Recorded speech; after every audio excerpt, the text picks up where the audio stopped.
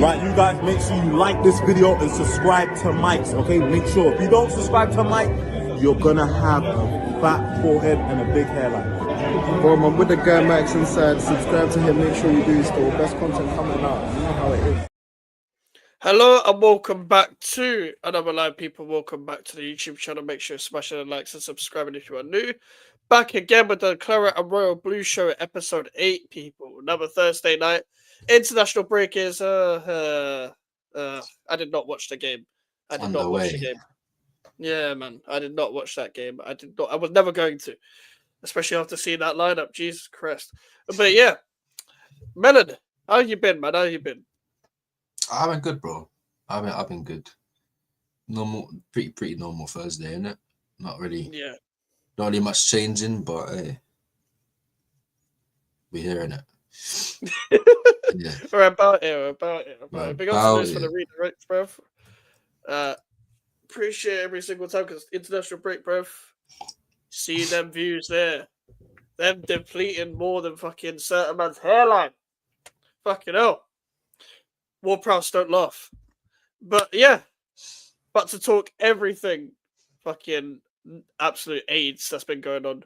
Like all the conversations I've been seeing about football is just typical bored people in international break. Just do the same old fucking debates over and over again where you actually get nowhere. And you just show a comp of a player and be like, you know what, your player can't do this. And then another man just argues with it like, you know, a comp of my player, your player can't do this. And it's just like fantastic footballing conversation, guys. I'm really, really enjoying all of this.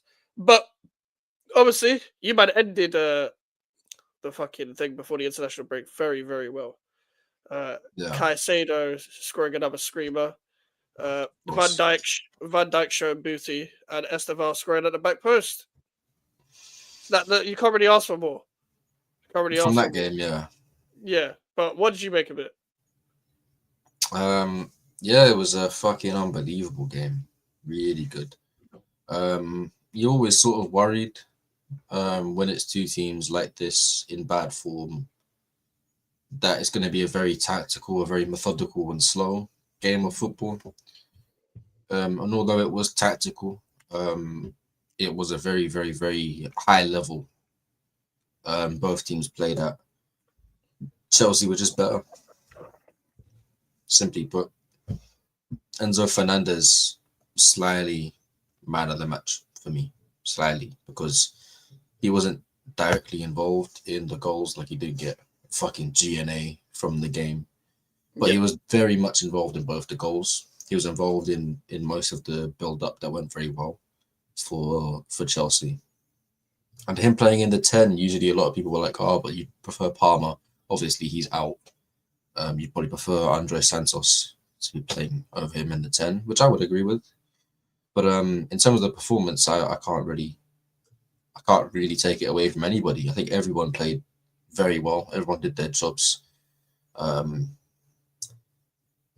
manager, very good job of managing the very dire situation of having no centre backs on the bench and both of your centre backs going off injured.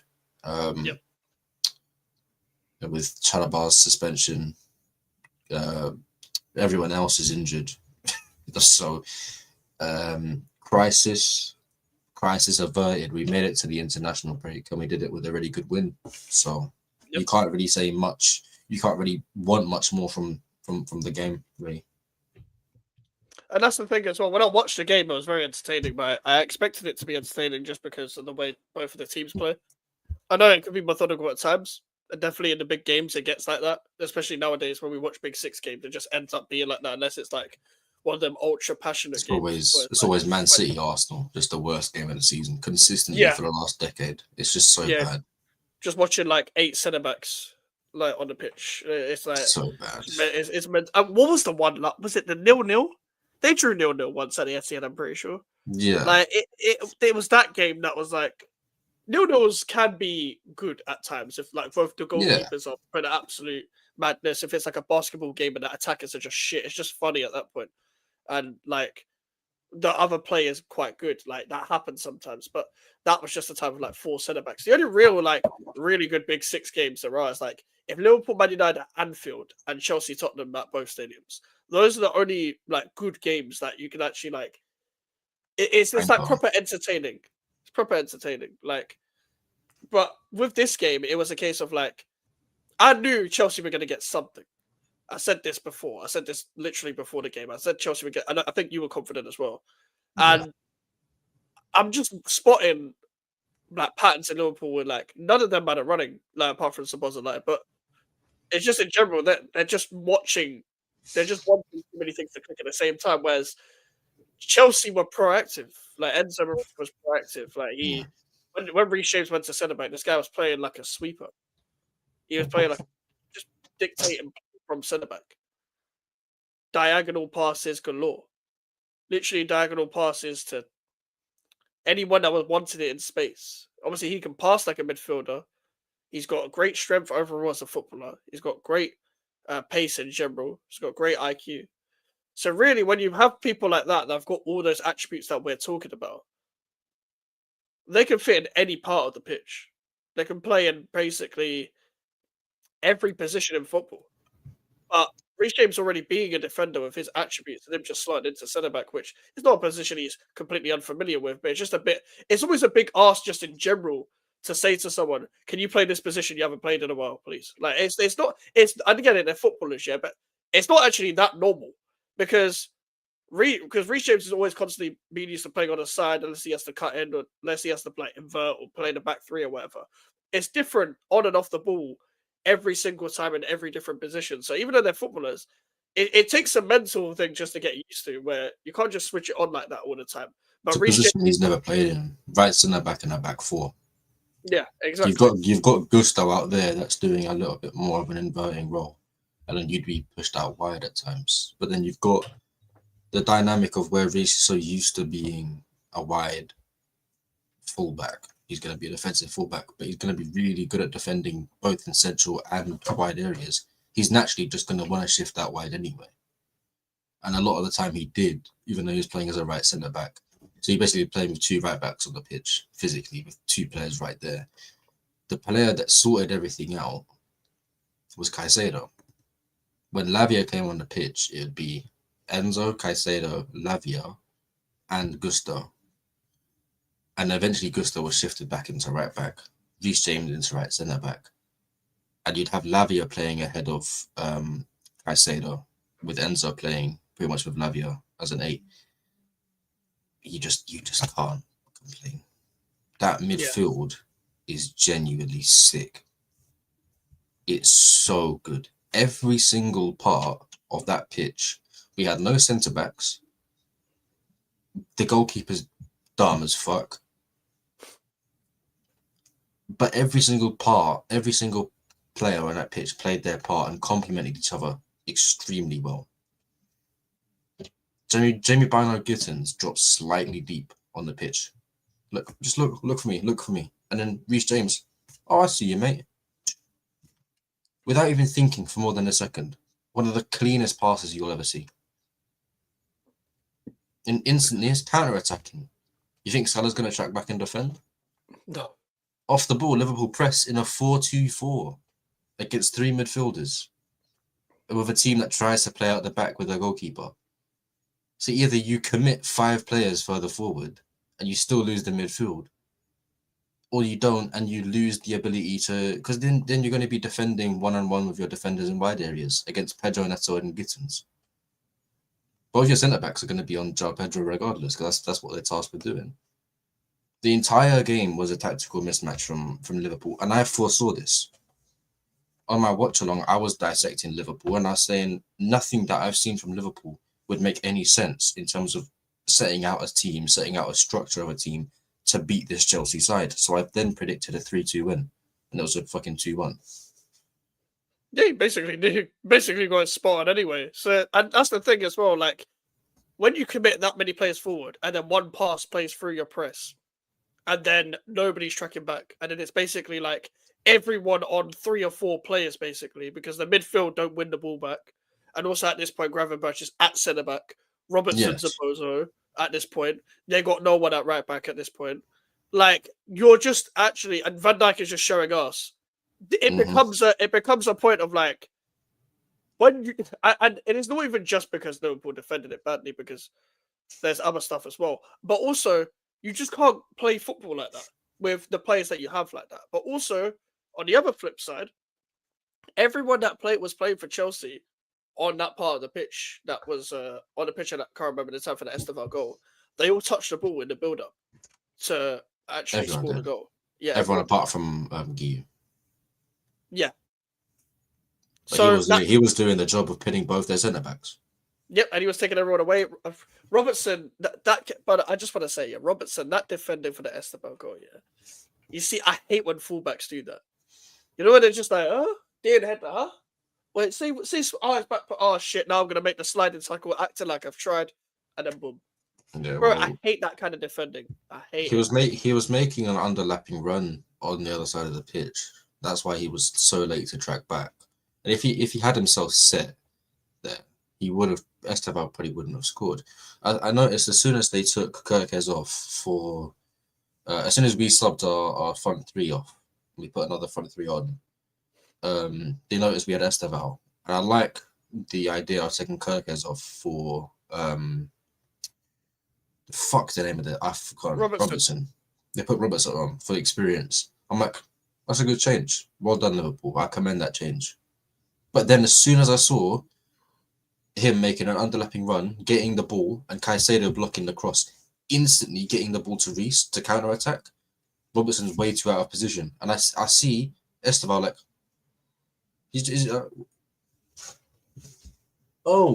that's my opposite fullback back there. That's my fullback. Hang on a minute. They got the goals this way, and then he's completely free. The only way, if Cucurella took maybe 2 seconds longer to make that run that he made for Enzo's pass to be slipped through, Robertson probably gets back enough to get the ball. But yeah, really good from Esteban. Oh yeah, of course, very good from Esteban. And this is the thing, I hear AJ on this one. Yeah, Kirkes was worse, and Kirkes has been terrible. But my whole thing is, you know what I've noticed with Arne Slot, especially tactically, is that whenever he makes the left back change or fullback change in general, like all his fullbacks are good at different things. But every time he makes the like for like change, like you said about that underlapping run, Robertson has never been able to do that. He can't do that. Like it's either if I'm going to overlap or I'm going to stay back. That's always been him. He's never been intelligent enough to even go on the underlapping run and just make the quick decision. It's always like, I've got the ball, I'm going to cross it. Rather than one touch, I'm going to set you down the line, then you put the ball in. That is Kirkes' game. So when you're putting on Robertson, you have to tweak it. You have to. It's like Bradley and Frimpong are good at different things. Frimpong is good at just staying up there. Bradley can do both things. He can defend and attack. With Szoboszlai in there, like, it's good for one game. When you've got two right backs already, no matter how bad they're playing, unless you're actually going to play someone who's got experience in that position, like a Joe Gomez, for example, why the fuck are you playing Szoboszlai there? It's dumb. It's just stupid. I understand it. I understand the reason they do it, and it's dumb because their left back isn't a good left centre back. Yeah. And I say in that, Szoboszlai, when he plays at right back against us, I predicted him to be playing in that right 10 role, like he did pretty much every other game. But when he inverts, he goes from right back to right inside forward in a 3-2-5. Then the defenders shuffle across. They don't have the personnel to be able to do that and defend, because as soon as we get the ball, we're putting players forward. They have 3 at the back. We're gonna put 4 at the back. We're gonna fuck them up in wide areas. And then in that situation, they have to then put another number forward to press the goalkeeper, and then we just skip the back line anyway. We just go to our midfield. 3-on-2, maybe a 4-on-3 in midfield at most. They'd have 3 in midfield. And that's the thing as well. And like AJ said again, their system does have to be criticised. I like Slot. Yeah. I think he's a good manager. But again, too many things are trying to click at the same time. But also, you have to adjust to the peak times. Because it was looking peak anyway. And a lot of people were saying Liverpool's thing was unsustainable. I was kind of just saying, this is what Liverpool don't really play well much. They just don't. Like, when you watch Liverpool, like, it's not watching Salah in general. He doesn't play well much. if at all. But it's like Liverpool don't play well much. It's like Liverpool play well. They're literally just a moments team. That's what they are. They've always been a moments team, but they can afford to do that with world class quality. Because with how bad Salah is in general play, usually he'll offer a world class moment. Trent will offer a world class moment when he was there. Van Dijk will defend for his life. So will Konate. Even though Konate's had a bad start, I'm not going to rewrite history. Alisson has put on a blindness still, and if it wasn't for him, they would have lost to Crystal Palace quite comfortably. Quite comfortably. That Crystal Palace game, all my days, Mateta should have had a fucking hat trick. Like, my whole thing is like he's got it spot on as well. Alisson and Ekitike have been the only ones I've been like, yeah, you could say they've actually played well. Like Gravenberch and McAllister at times, but even then, as much as it's a good midfield, you got to have like a Szoboszlai type player in front of you to do all the running. Because when you have Wirtz in front of you, there's no one going to win the ball back. No one is designed to win the ball back. No one has got the DM instinct.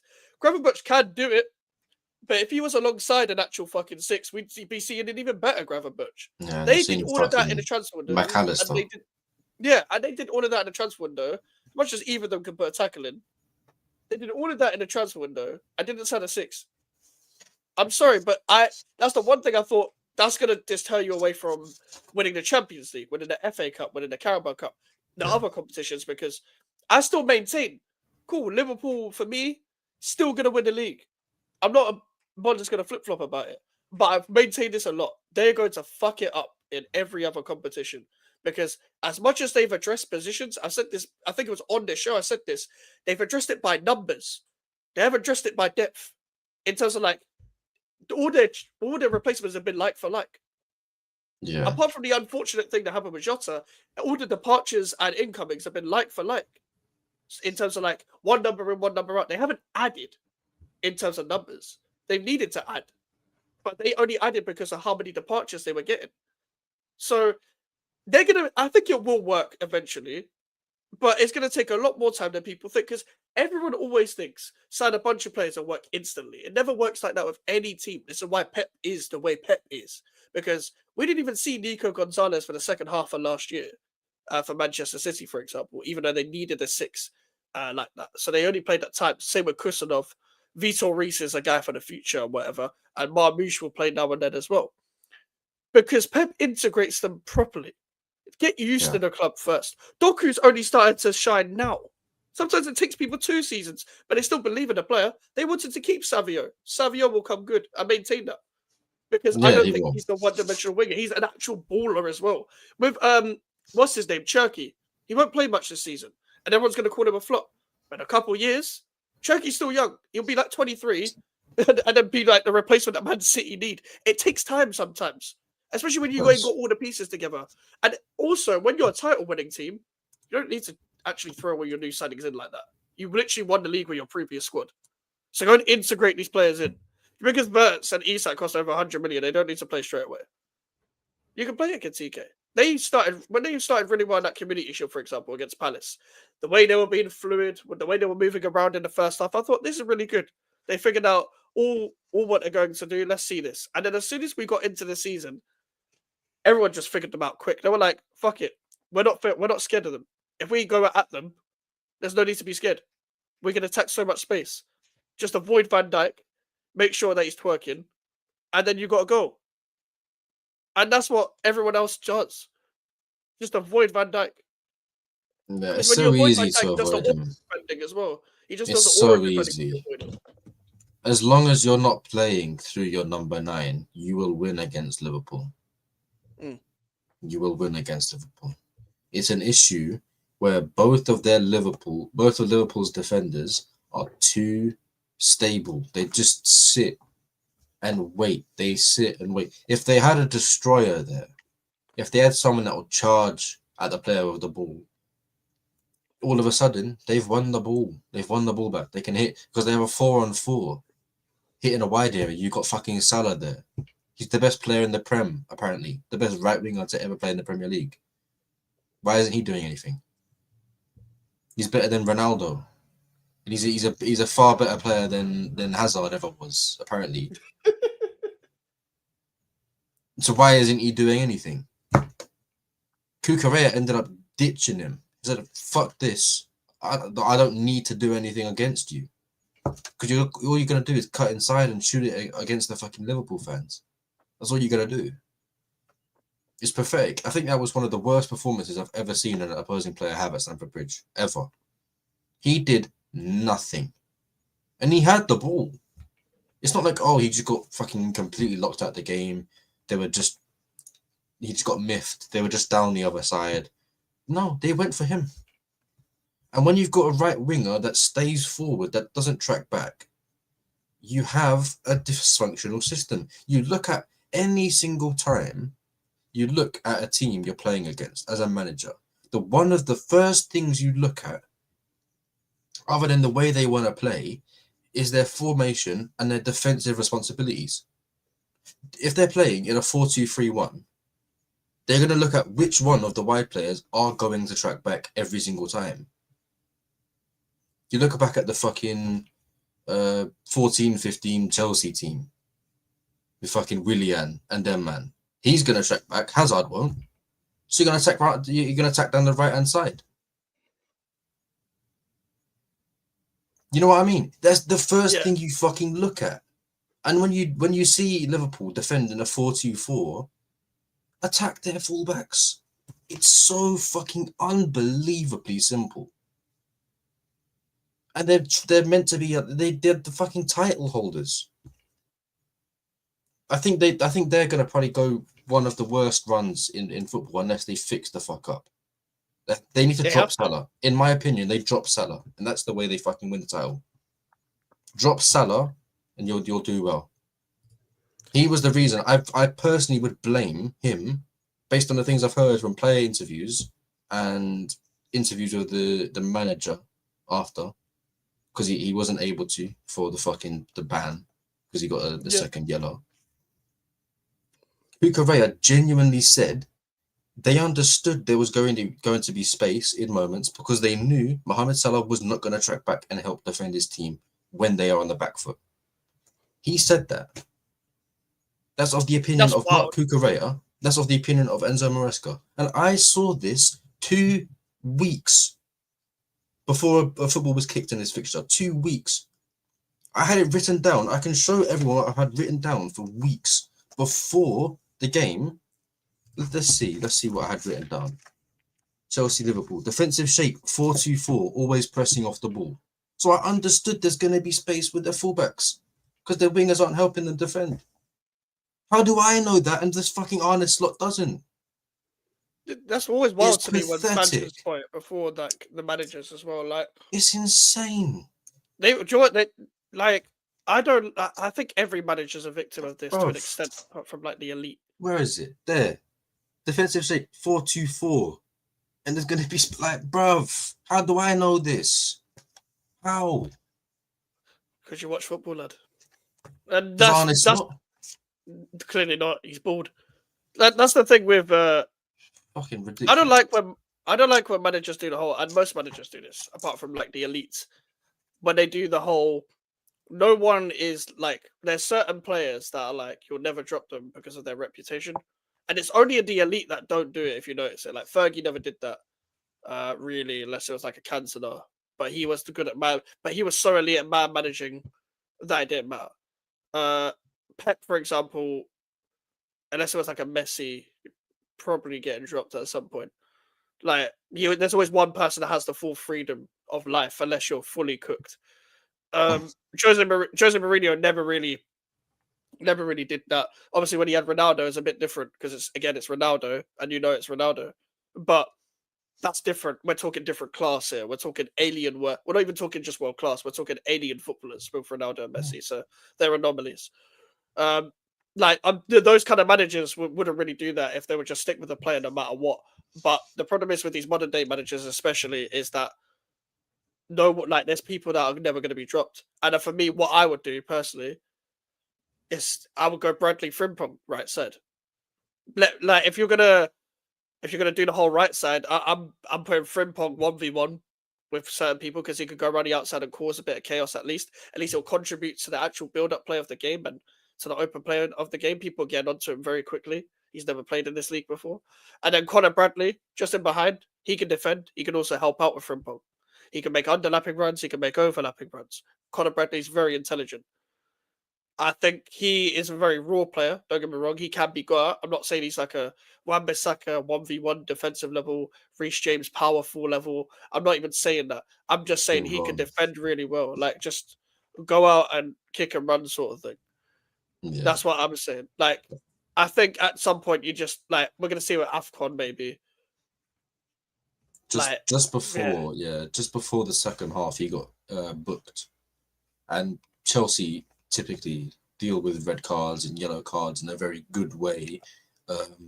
Other than it, maybe when we get a red card, it's a different story. But when an opponent gets a red card, if we play against 10 men, you know we're going to win. So it's going to be that precaution. They saw that precaution, and that's why they took Conor Bradley off. Liverpool needs to build around Isak. Got to change their team to have him eat. I've been saying this about teams that sign strikers as well. You have to change your style of play to the striker if they're a big striker. Like, not even like change it completely, but like tweak it a little bit, benefit the striker. Like, even Newcastle did it when they had Isak. Like, as I said before, Wolfsmada suits their team a lot more. Yeah. But like Gordon and Murphy played around Isak. They wanted the ball in behind, but they were passing the ball in behind. And I get the whole Frimpong, like, cool. I know Frimpong's not playing good right now, but Frimpong being cooked means, usually when a player's cooked, it means they're finished. Like, they got grey hairs, they're doing Rio Ferdinand QPR days. Like, Frimpong is still a young player. He can still develop, and he's not even young, but he's like 25.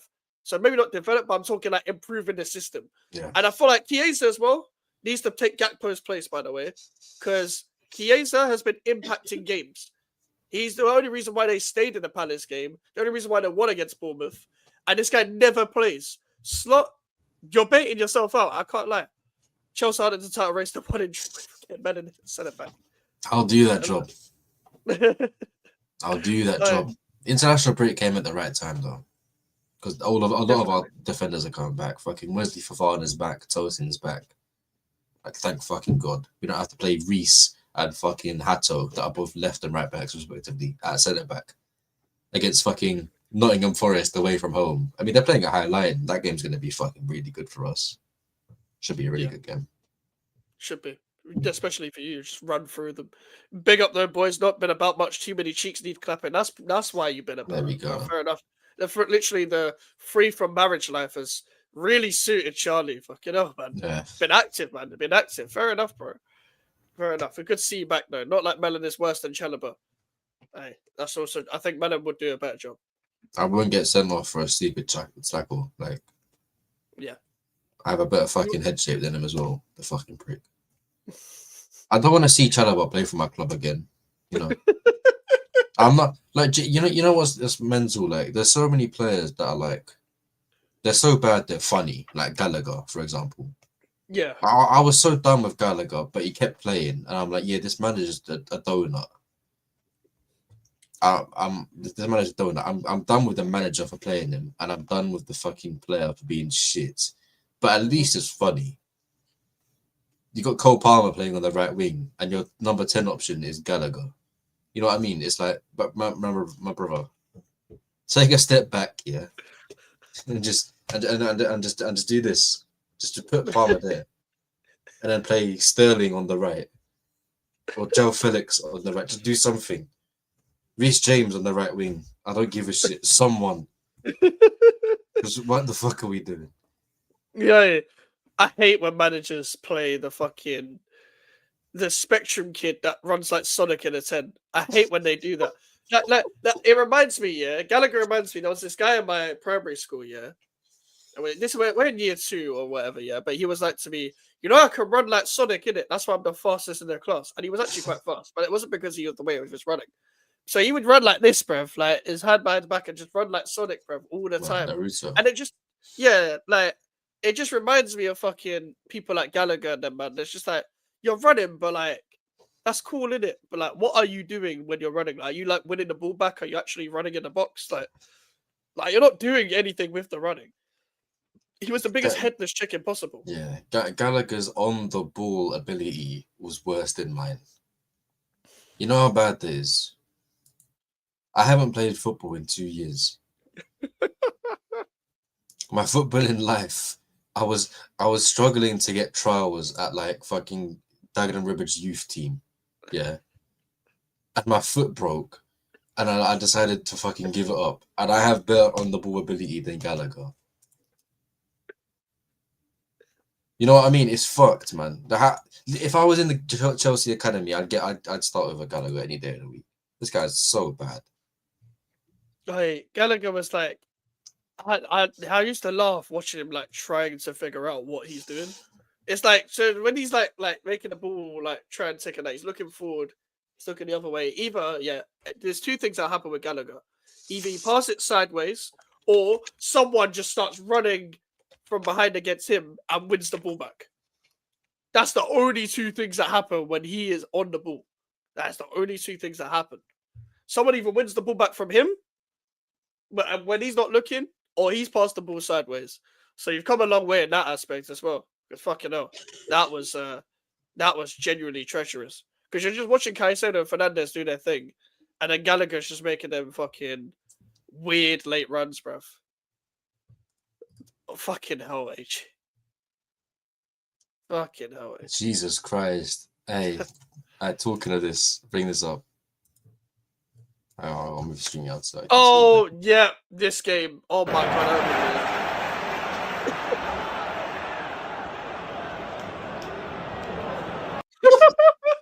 Duke was so pissed. Bro. That was a Loftus-Cheek, Kovacic, Gallagher, or Pulisic Sterling up front. Kovacic, Kukurea. This is what Kukurea had to deal with. This was West Ham, man. Fucking yeah, it was, yeah. This was when you beat us at the Twitter. But anyway. It wasn't even when you beat us at the end. It was the fucking... No, we scored at the end and it got... No, it was when we scored at the end and then it got ruled out. Yeah. Yeah, that fucking... It was fucking insane. That was the goal where I was like, I'm not complaining about referees anymore. I refuse. Because that decision pissed me off so much that I'm like, do you know what? Referees just don't give matter. up. Yeah, I just give up. That's what, because that Cornet one was bullshit, bro. That Mendy foul was bullshit. But then we robbed you at our ground with the Suchek handball. So it was like, we fucking evened it anyway. So I was like, fuck it, I don't care. I legit don't care now. I legit don't care. And that's when I'm not complaining about refs anymore. Because if I look at a 90-minute game, that we went 1-0 up, and then we just sat back for like 90 minutes. So it's like, what are we doing? What are we doing? Like, we actually didn't play bad that game, but then we sat back and it's like, oh, fuck. And I was like, I've never seen a win at Stamford Bridge ever. After that, I was like, I'm never going to see one. Because I know the Pellegrini one, but I wanted Pellegrini out, so I didn't enjoy it. I was like, fuck this guy. This has just kept him in a job for like 3 weeks. And I was right. But, yeah, like, that's the thing with that game, especially, yeah. Like, again, as I said in previous shows, Maresca got criticism for his subs to the red card, but he deserves all the praise for that front three sub. Because not many managers do that, for example, when they take 3 people off that are actually playing directly next to each other. You don't really see that. You don't see like a whole midfield come off. You don't see a whole front three come off that often. But Maresca knew he has options, but he also needed something to change. And I think all 3 of them made an effect, in my opinion. Even like Gittins to Garnacho, which is not saying much because of Garnacho, but still, Gittins made an impact. Esteval obviously made an impact because he's completely different. I don't think Garnacho played badly as well. I think but the Garnacho transfer every week is making more and more sense to me. And it's not like he's put on Hazard level performances and I'm like, oh, I was just wrong. He's putting on Jack Grealish level performances, but within the same profile of player. Maybe the autistic version. The absolute strung out, sped version of Jack Grealish. Somehow even more sped version of Jack Grealish. Jack Grealish is alcoholic on the wing. Yeah, but he's a footballer at least. Yeah. But his role essentially in this team is receiving the ball from large switches of play and being an outlet on the left. And his main job is to be there and be a dickhead and draw fouls. The only player that I've watched in the last probably decade and a half of watching football that genuinely reminds me the most of him is Jack Grealish. Draw fouls, be an outlet on the left. Just do things. Just do But things. they're so different though. Like I get what you're saying, but they're so different. The tasks are the same. The profile of player is different, yes. But it's like the way that he does it is in a different way, but he's tasked with doing the same things as him. And I'm starting to understand in a year's time, will he be better than Jack Grealish? Probably not. And we'll probably sell him. Hell no. We'll probably sell him anyway. Yeah. But the role of Garnacho to me makes a lot more sense than it did. Because it made no sense whatsoever when we signed him. But it's just like, no, but this is what Garnacho does though. Like, and what I mean by that is that he's never like done anything different but that. Like he's always been the guy on the left, like running down the line, kind of back drawing the foul.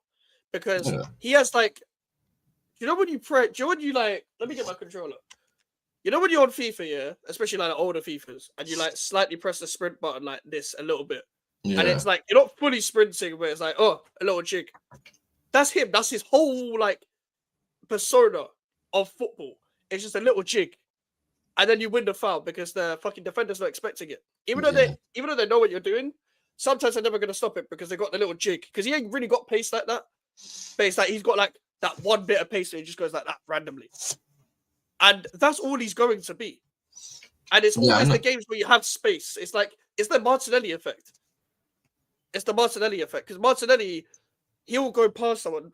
Big up to Don C, speaking of Martinelli. Big up Don C every single time. I'd argue Garnacho is better than him, by the way. And not even. Because Martinelli can at least, like, when he's off the bench, I can see more of an impact from him than Garnacho. And just in general of a player, he was never really a bad player before the defensive football. It's just he was never that good to develop in the first place because Arsenal fans overhyped him. Whereas Garnacho, he doesn't have a single quality for me where it's like, you deserve to even be anywhere near where you've been. Like, he generally one of the worst wingers. Worst wingers. Like, you're in a great team now.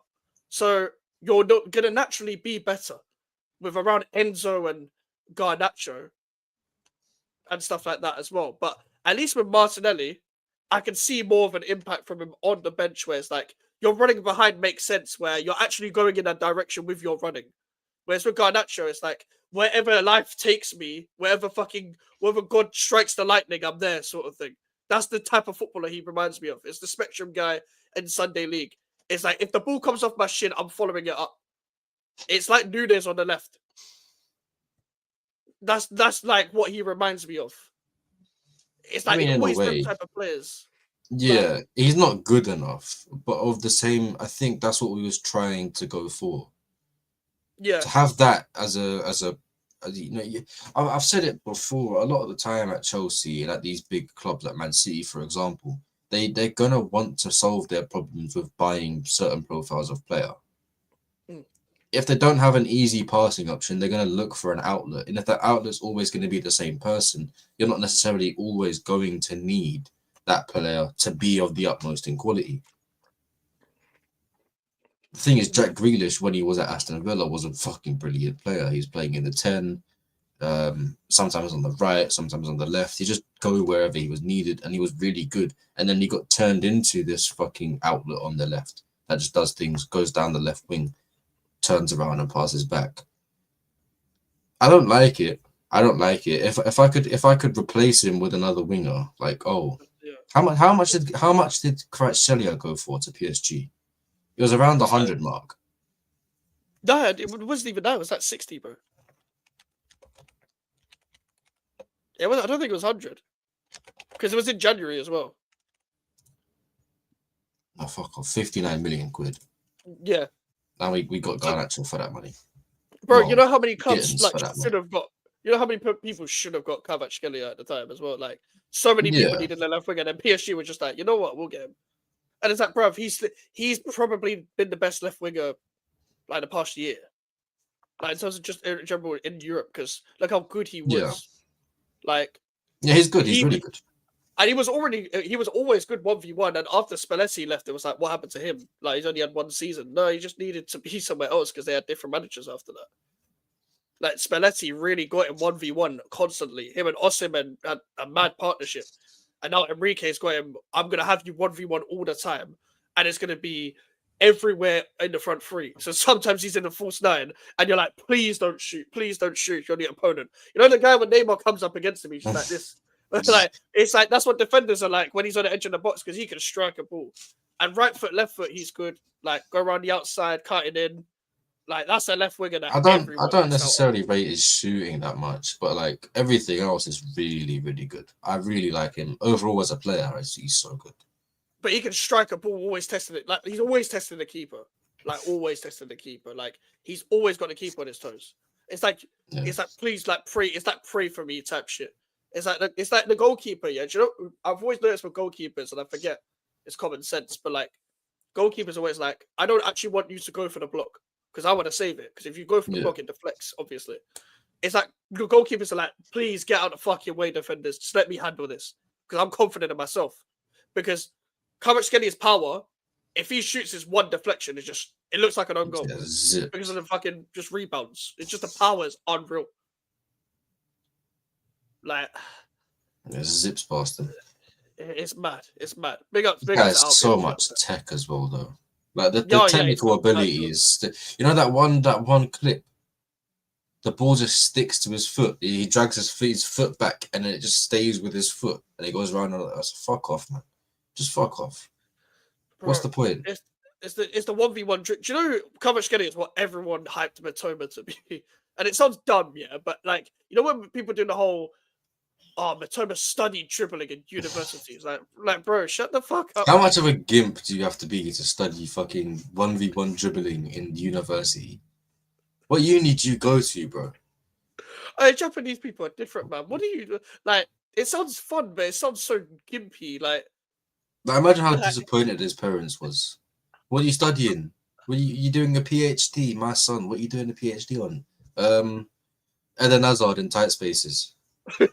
Like, brother, what do you mean? What do you mean? Ousmane Dembele's weak foot. Is like, bruv, like what? Like, you know, in school he just does. He does what I do, like on a Friday night, just like, which is like a fucking hour-long compilation of Messi. Just like, wow, man. His PhD is just like him vlogging the fucking monitor screen. Like, yeah, man, I'm learning, man. Yeah, I'm learning. Like, what do you mean? Man said, Konnichiwa, bruv. I'm studying one dribbling, bruv. Like, it's like, bruv, like, what are you doing, big man? It's like, what are you doing? Like, because this is the thing, yeah. Imagine you're like, because you're in school sometimes, I don't know whether it was like ICT or whatever, or like citizenship or one of the weird subjects where you're just using the computer all the time. Yeah. Like, but you're on the computer and you get to like do a presentation on like anything you want to do or like slideshow or whatever. Yes. And that's what Matoma's done for a whole course, bruv. Like, that's what he's done for a whole course, fam. He's paid 29,000 Great British pounds over like a 3-course semester, and like, okay, now you get to do a fucking what's it called? A slideshow presentation of what you've learned over these 3 years, and it's just Messi dribbling compilations from 14-15 season. It's just like, yeah, I understand this. He does a little drop with the shoulder, and then the player moves. He has more space on this side, and he goes around. And it's like, but the way that his dribbling technique contrasts between the 14-15 season and the 22-23 season is amazing, because he gets older, but he gets more technical ability and he's got more knowledge. But so he's slower, but you can see more of the technique because it's almost like he's dribbling in slow-mo. And then you look at this and it's like, what are we talking about, big man? Yeah, bro. And it's got like everyone else has their like fucking electorate in fucking like business studies. He's just there with a fucking signed football, bro. So man studying Einstein and like shit, like, bro. And this man is studying 1v1 theory of relativity, bro. This man's he's doing a physics assignment on fucking gravity and how Messi doesn't abide by the laws of it. Messi is short, so gravity in it. And then that's it. That's the whole presentation. Like, do you know what it is? You get like a screenshot as well. He's definitely got a screenshot from one of them YouTube channels here where he's just put it in the thing and it's got like bare arrows around him and it's just a big circle of the person that's dribbling that he's studying. And it's just talking all the arrows and what the arrow symbolizes.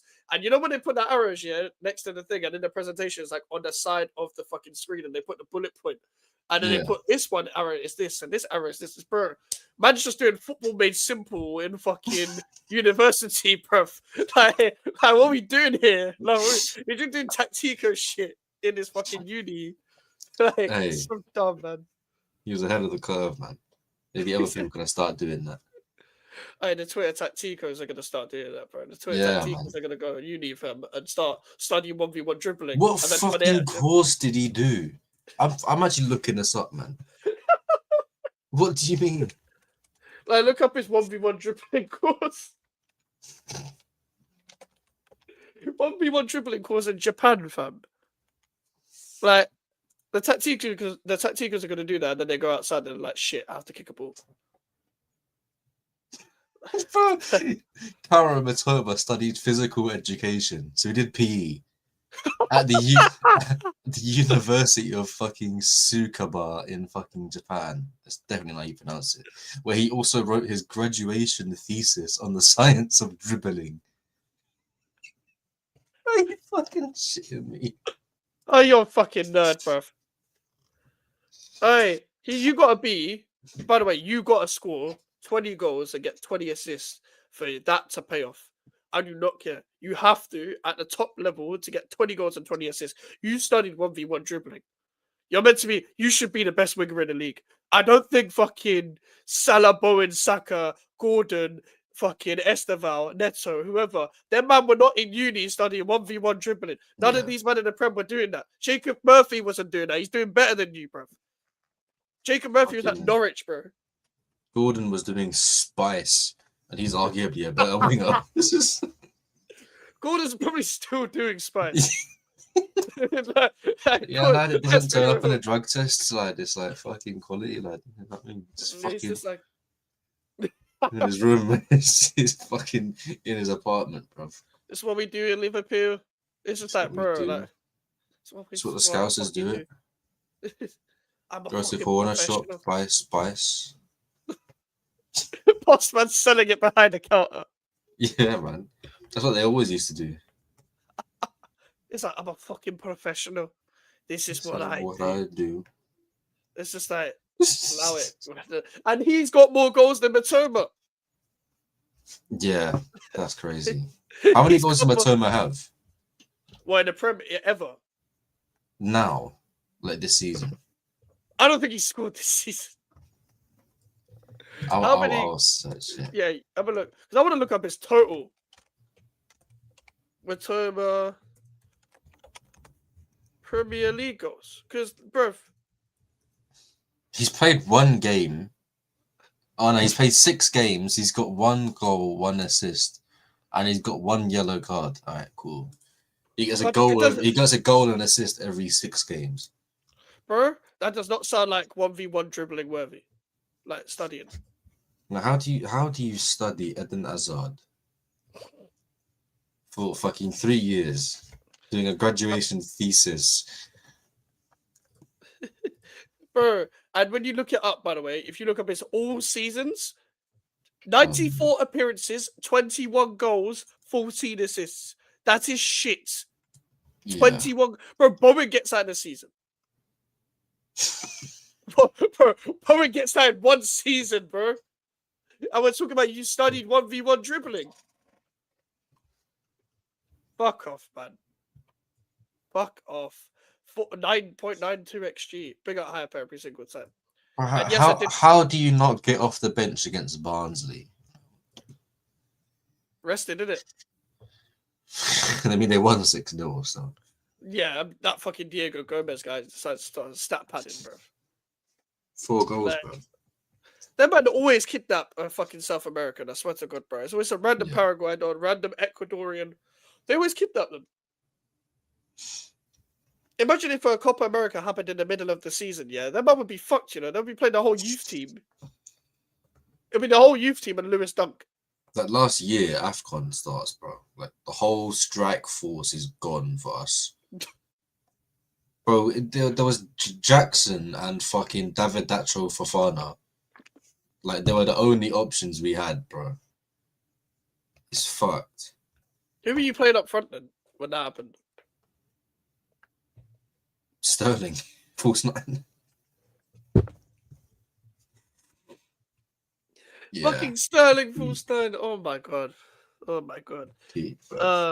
Max, did you think Falkirk was gonna do well?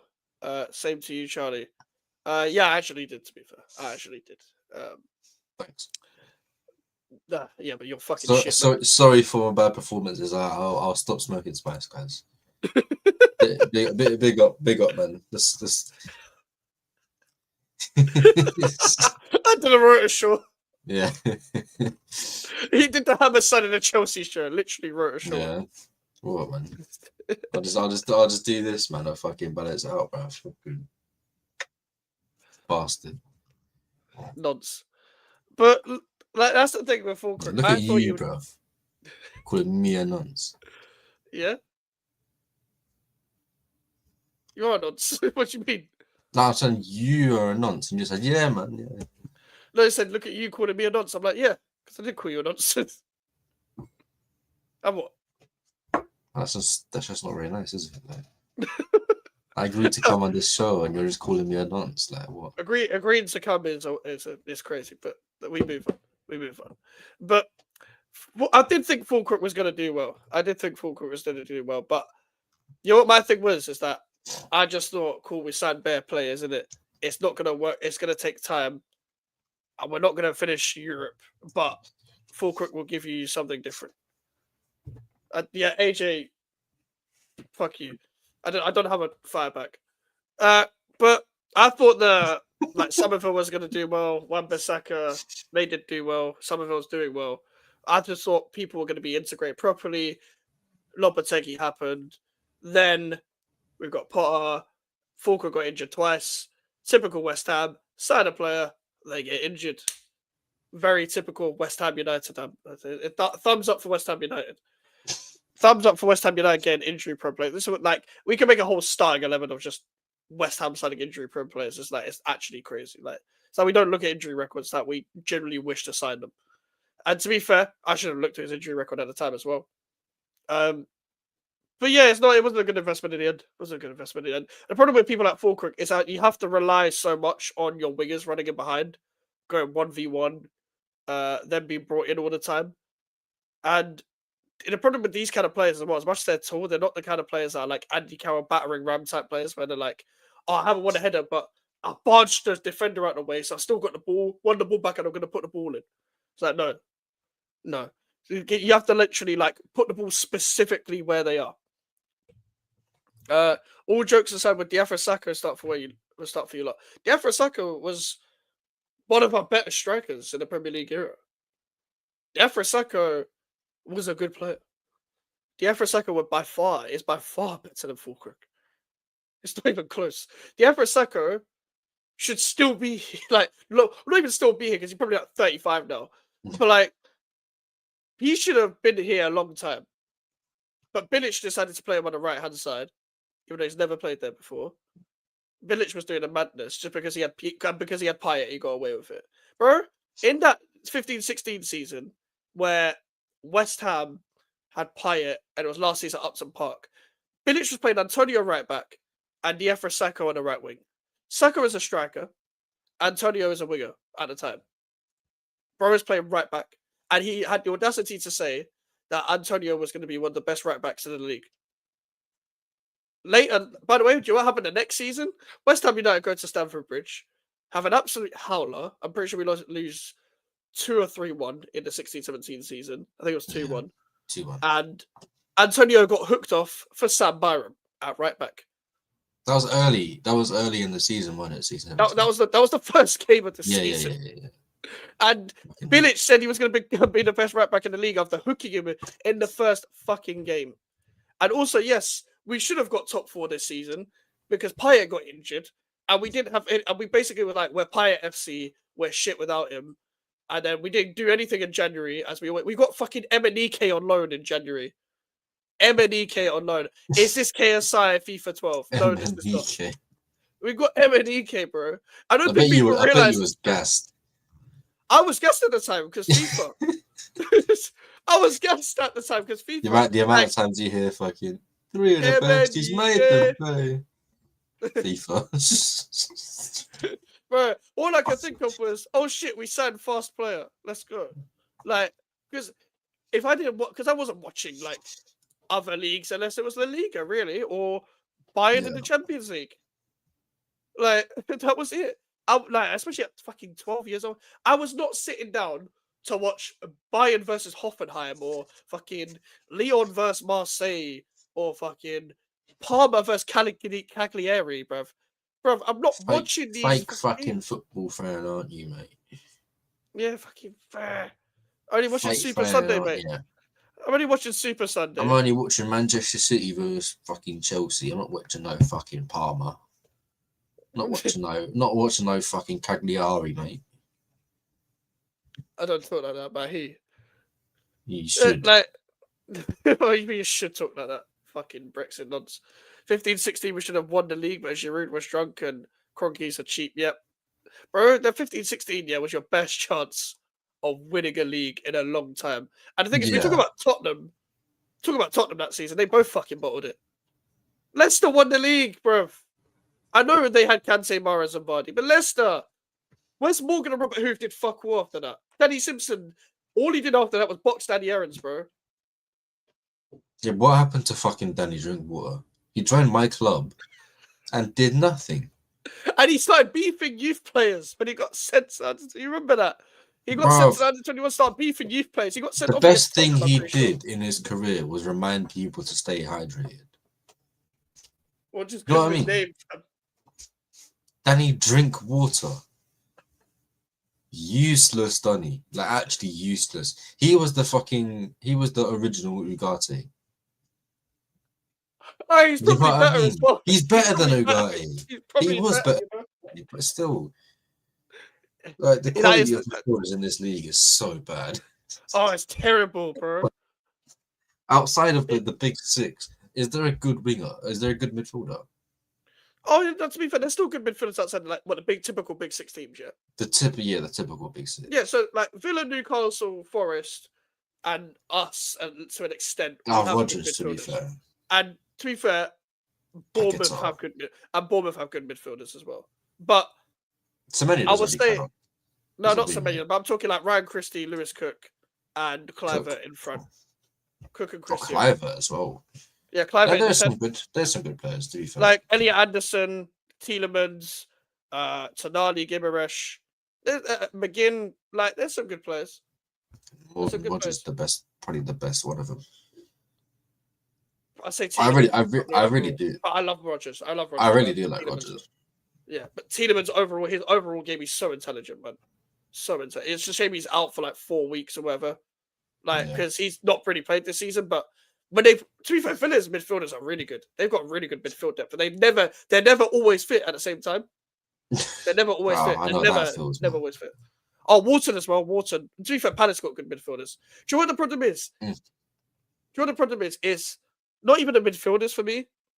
It's the lack of like number 10 that's actually a number 10.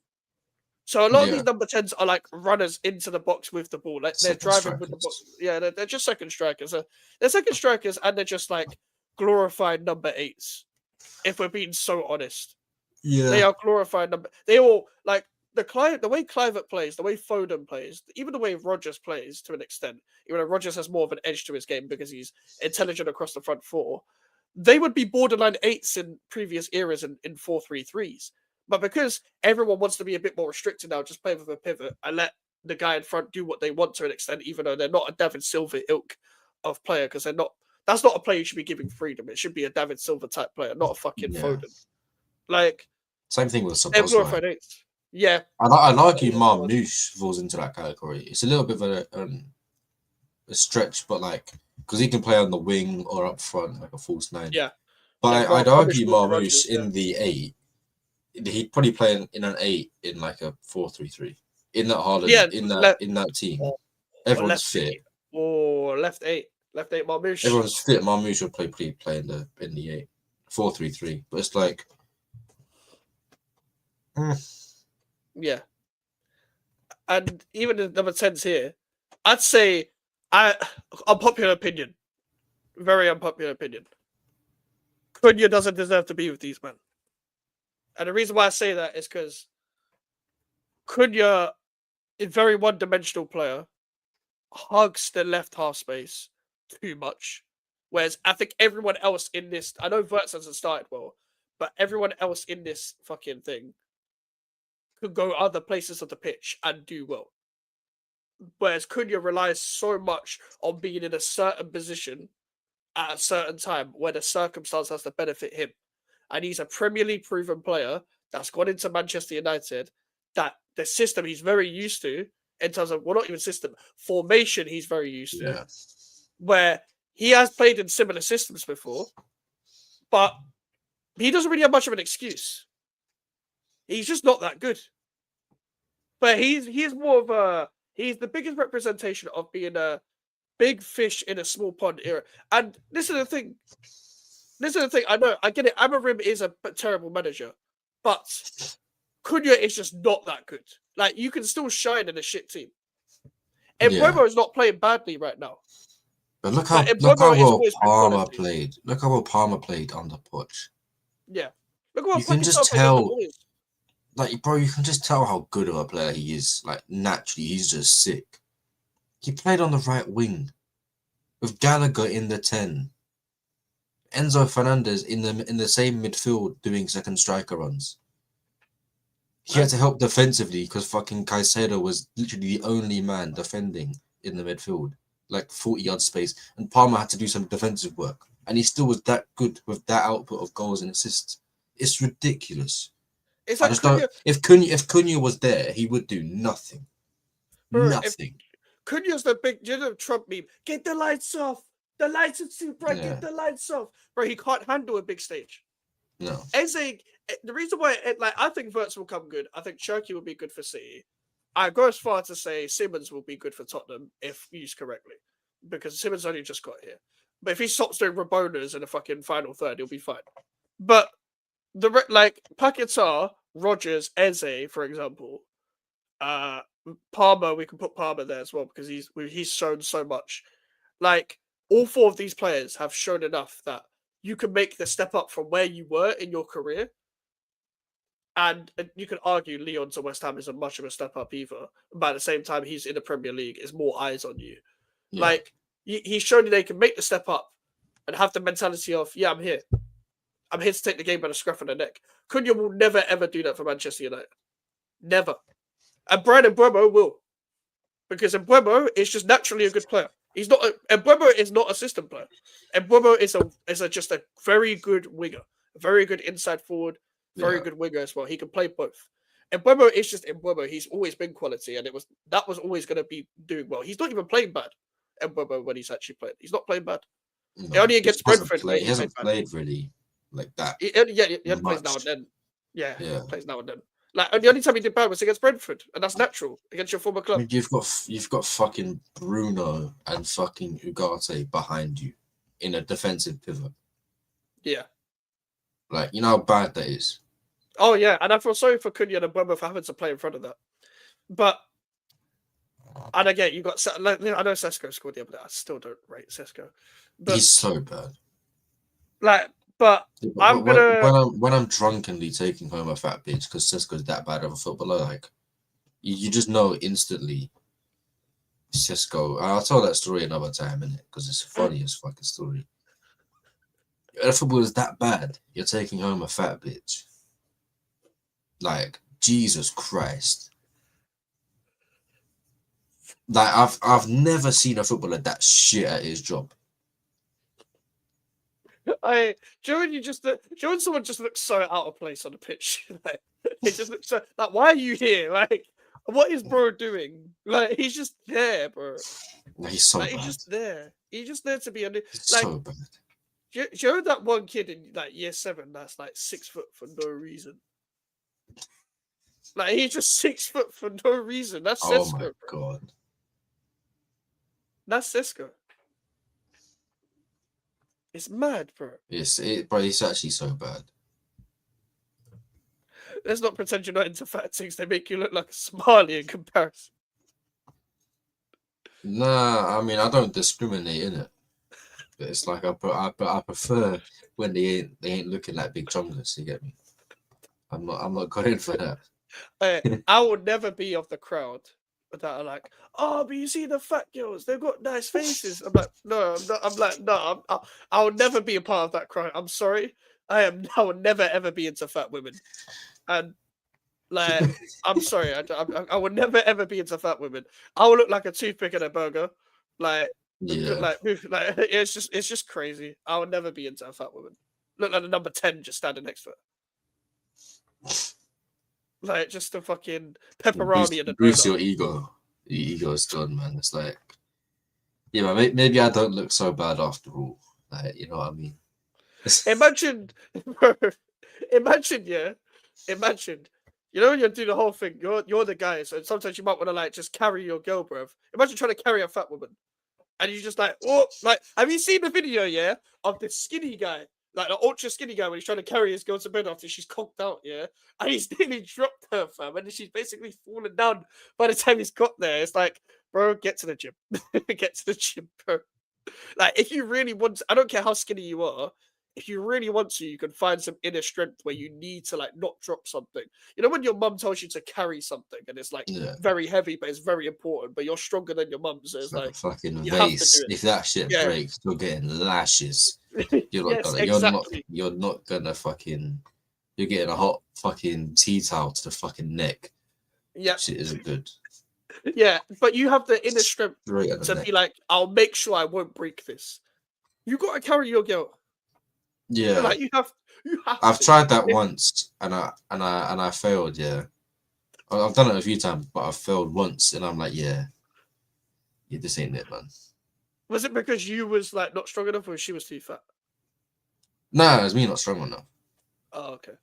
And that was like a turning point in my life. Like, yeah, Jesus Christ, man, I've got to fix Like, up. you just have to, like, but I'm not like the strongest person in the world, but I will force myself to not make the mistake in terms of like without seeking the other stage of embarrassment. So by the time you get to like, let's say you got to lift her from the sofa that she's conked out on to the bed, for example, you got to put her in her own bed.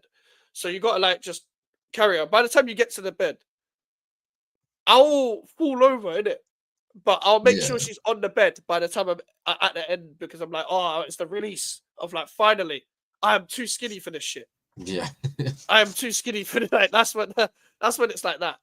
That's when it's like that. But I will make sure I won't drop the person, especially if she's got people in the house. That's like, make sure you carry her and all this. Like, bro, I will you not carry her. Then it's upstairs. You hear like a fucking. Just dun. Yeah, it's a massive fucking. Like EastEnders. Yeah, massive thud on the fucking wood floor, bro. Oh, what's that on there? Your camera phone. No, I just slapped my desk and it just decided not to fucking sit normally. But anyway. Oh, fair enough. No, excuse me. No way I'm dating a thing with an offside waistline. Offside waistline's crazy. Like you can't discriminate the fat things though, because sometimes if they're fat in the right areas, it ain't that bad. I can. It depends how fat are we talking. Like, not like fucking like Lizzo. Insanely fat. No way near that. Like, I'm talking about they don't need to have a six pack. You know what I mean? Oh yeah, I don't want to go with a sick fucking no. That would really deplete my ego. Fucking no, Jesus Christ. Bro, I've had one, and it, bro. I'm not gonna. I was feeling bad. I was feeling bad. You feel masculine after that, do you? Because I didn't, like, I wasn't fat, but I didn't have a six pack. Like, it wasn't like toned properly. I'm just like, yeah, man. Fuck. I want that, innit? So how far are we talking? Like fucking tiny bit more fat than fucking ripped, innit? Like, I don't want to like carry her and get like stabbed by like rib cage. You know what I mean? It's like I hear that. No, but that's like normal, isn't it? Yeah. Like, because I'm just saying, as long as it's not like, like it's just difficult, innit? Because it is as well. Like, some girls are just Some girls are just fat like upstairs, yeah, and they've got nothing at the bottom, bro. So they look like a hula hoop, and it's just like, bro. It just looks so like obnoxious. Yeah, like I've seen that. You know them Butlins holiday like mums that are just built like fucking. They got 2 toothpicks on like a fucking blimp, and it's like, what is? How are you built like a frog, bro? Like, what? Hey, built like a Frodo, fam. Yeah, big up the fucking Butlins mums and that, but like, my god. Fucking hell. Like, bro, every human basically looks the same. Like in general, the shape of everyone's body looks very similar. Yeah. Like how I don't get how sometimes you can achieve certain like builds. When you got gym at 10, but you got fucking snacks to eat at home at 11, fam. It's like you got to even that shit. Like, because it's like you can't like spot check fat. Like you can't be like, oh, I have a bunch of fat on. I have a fucking 6 chins, and I want to just get rid of them.